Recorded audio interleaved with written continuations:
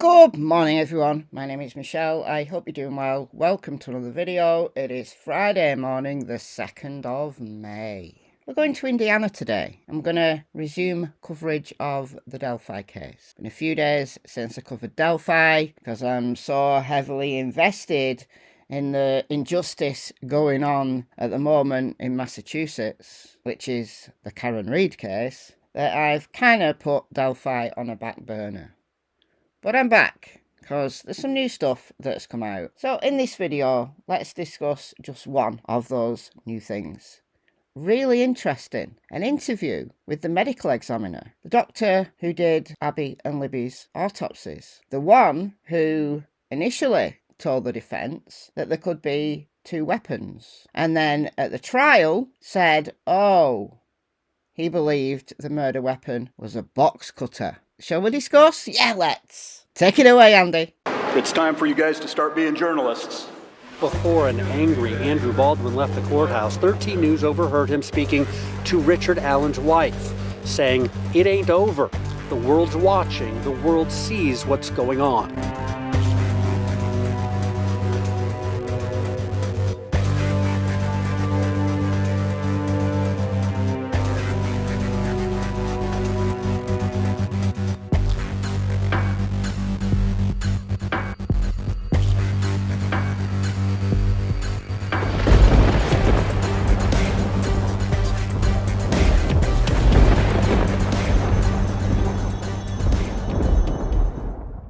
Okay, so Dr. Kaur, the medical examiner who did Abby and Libby's autopsy, was brought in by someone at the scene, saw the horror of Abby and Libby lying there dead with their throats slit, and knew that Carroll County wasn't going to be able to handle this. So they brought in a medical examiner from Terre Haute, like 100 miles away, who's got the experience and the know-how to do this kind of thing properly.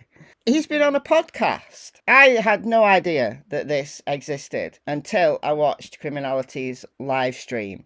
So I'm going to play a little bit of this from Criminality's live stream, and it's definitely worth a listen to the whole thing. I'm concentrating on the injuries and the box cutter. So let's go.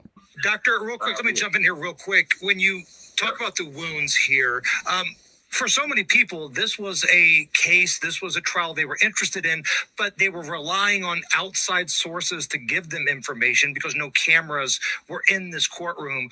Remind everybody, if you can, what the wounds were on these young ladies. Well, we had what we call sharp force injuries to the neck on both young ladies. Now, in forensics, we break down things by blunt force injuries, sharp force injuries, penetrating gunshot type injuries, things of that type. And in sharp force, there's also three subcategories. There are incised wounds, there are stab wounds, and there are what are called chop wounds, which are kind of with a heavier sharp bladed instrument like a machete or something like that. And these were somewhat unusual in the fact that they were not really classic for either stab or incised because they were fairly short, but in areas, sometimes they looked a little bit more, at least in the young lady that had multiple wounds. The young lady with multiple wounds was Libby. Abby just had one injury to her neck. So very different. Libby's was frenzied, like multiple wounds, slashes, various depths, whereas Abby's was a very controlled death. And remember, Abby was found clothed with some items of Libby's clothing on as well as her own, and Libby was completely naked. One of the young ladies had a single sharp force injury to her neck, whereas the other had multiples. And again, these wounds didn't fit what I normally see in the multiple sharp force injuries I've seen over my career. Stab wounds tend to be deep, but not necessarily long, whereas incised wounds are more slashing sort of things that are not necessarily very deep. And these were kind of neither fish nor fowl in that regard. They were kind of a mixed bag. Okay, so he goes on to talk about his deposition with the defence, what he thought originally, and then the, I don't know how to say it, enlightenment that he had, the eureka moment he had in his workshop when he saw a box cutter and thought, oh, that's it. That's what caused the injuries. And of course, we have Richard Allen during his period of psychosis between April and June of 2023. In one of his 60-some confessions, said that he used a box cutter. Surely this would be details that only the killer would know. If the medical examiner is prepared to say that he believes the injuries were caused by a box cutter, then the jury is going to think, well, how would Richard Allen know that if he wasn't a killer? So this had to be pretty convincing evidence. Now, the box cutter comment was to, I believe, the warden, rather than the one that the state relied on, which was the confession to Dr. Monica Waller on the 3rd of May. But Rick Allen said a whole bunch of stuff. He said he shot the girls, as well as murdering his entire family, including the grandchildren that he doesn't have, and starting World War III and cheating on his cigarette. There was a whole bunch of stuff he said. But why would he say box cutter if he had absolutely no clue how Abby and Libby died? Could it be the box cutter was put in his head just like the white van was put in his head? Could it be that?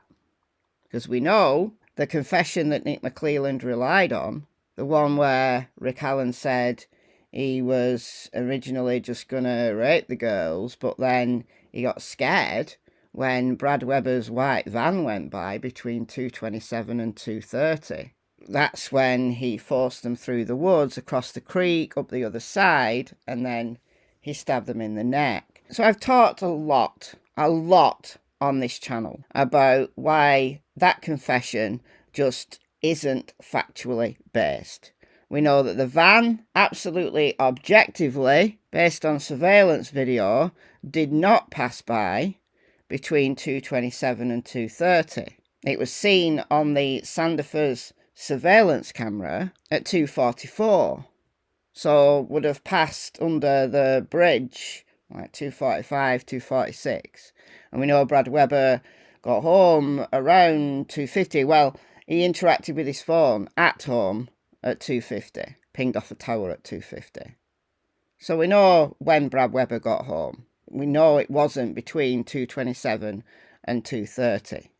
We know this from the motion to correct errors. But there's something else we learnt from the motion to correct errors, which I'll come on to in a minute.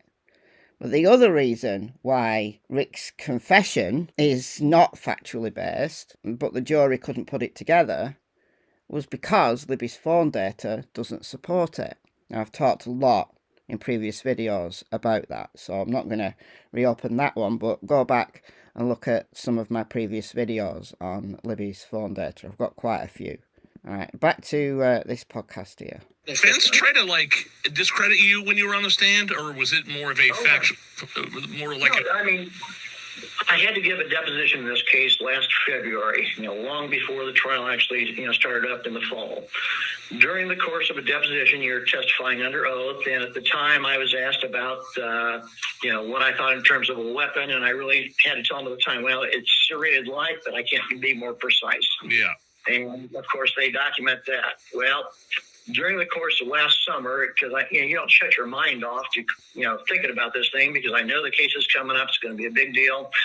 I was out in my garage, happened to glance over at my workbench, and there on one of the pegboards, I saw a box knife hanging there that had a very almost identical pattern as what I described as those serrated-like marks on the side as a thumb grip.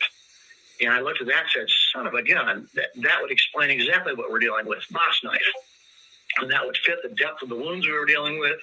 It would fit the contused edges of the wounds. I love it how criminality has this overlay. Elvis feels saying wrong. Everything would fit with the box knife. So I communicated that with the prosecution next time I met with them. A week or so after I testified, I was following the trial in the media, and I came across an article about one of the other witnesses who happened to be the warden at one of the state prisons where he was held for a time prior to trial. And the warden was one of the many people that our accused confessed to, in addition to confessing to family, confessing to other cellmates, and multiple other people, some of which were recorded. He confessed to this one warden, and what he told the warden was he'd used a box knife and then thrown it in the dumpster. Had that information been forwarded to me at some point, it would have kind of verified we had essentially two people who independently had information suggesting box knife. Okay. His epiphany, his eureka moment came in his workshop when he saw a box cutter, a box knife he calls it. And the thumb grip would have been the thing that would give some of the injuries. But already known to the prosecution was Rick Allen's confession about a box cutter.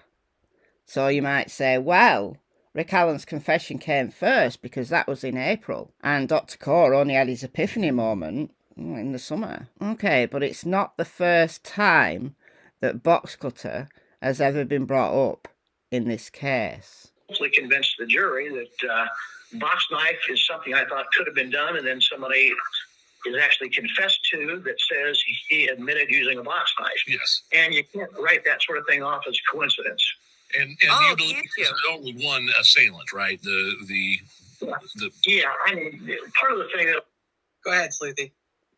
I'm just saying, no, can't you? Like, write it off as coincidence because someone in 2017 said it was a box knife. Yeah, absolutely, they did.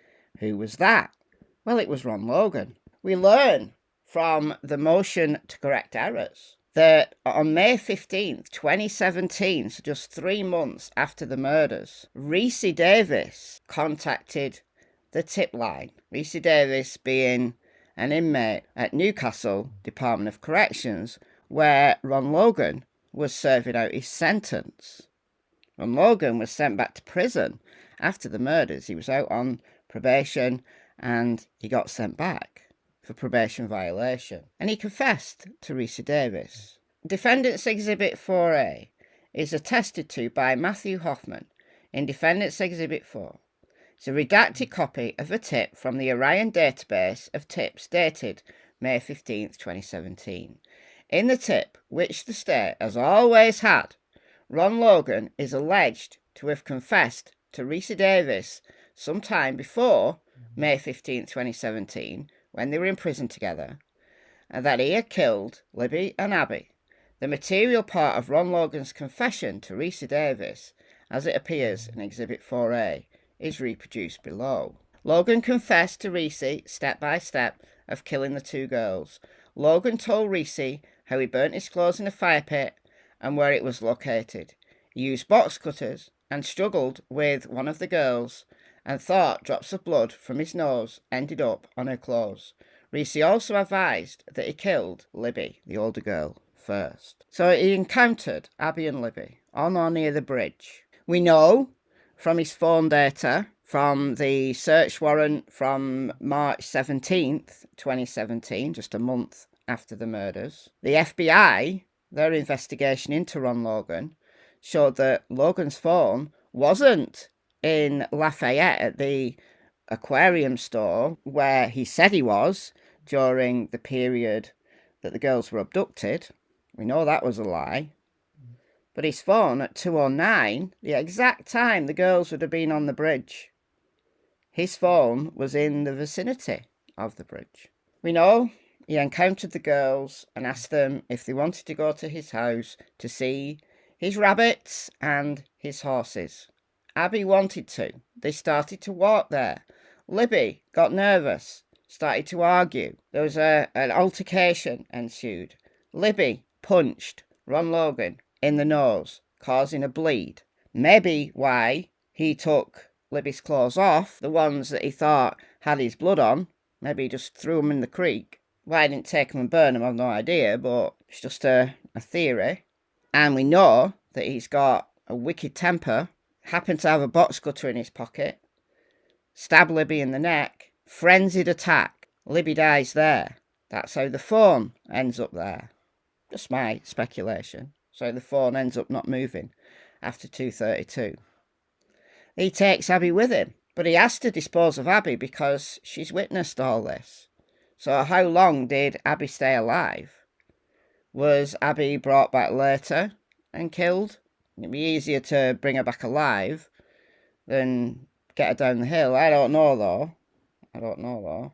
But Abby had to be gotten rid of. But Abby's death was arguably calm. It was just a dispatch. But Ron Logan said he used a box cutter. The state knew that from May 2017, that a box cutter may have been involved. So how easy would it have been, once Rick Allen's in his psychotic state, to drip feed information to him, to put box cutter in his head, because they know box cutter's already been mentioned, and then maybe have a word with the medical examiner. Doesn't have to be a coincidence that Rick Allen in his psychotic state mentioned box cutter, and then the medical examiner changes what he originally thought and said, Eureka, it's a box cutter. All that could have been orchestrated by the state, knowing full well that there was information about a box cutter out there. Why was Ron Logan protected is the question. Because there's way more evidence against Ron Logan than there ever has been against Rick Allen. Let me know your thoughts in the comments, and I'll see you in the next video. Bye, guys. Good girl. Good girl. Good girl.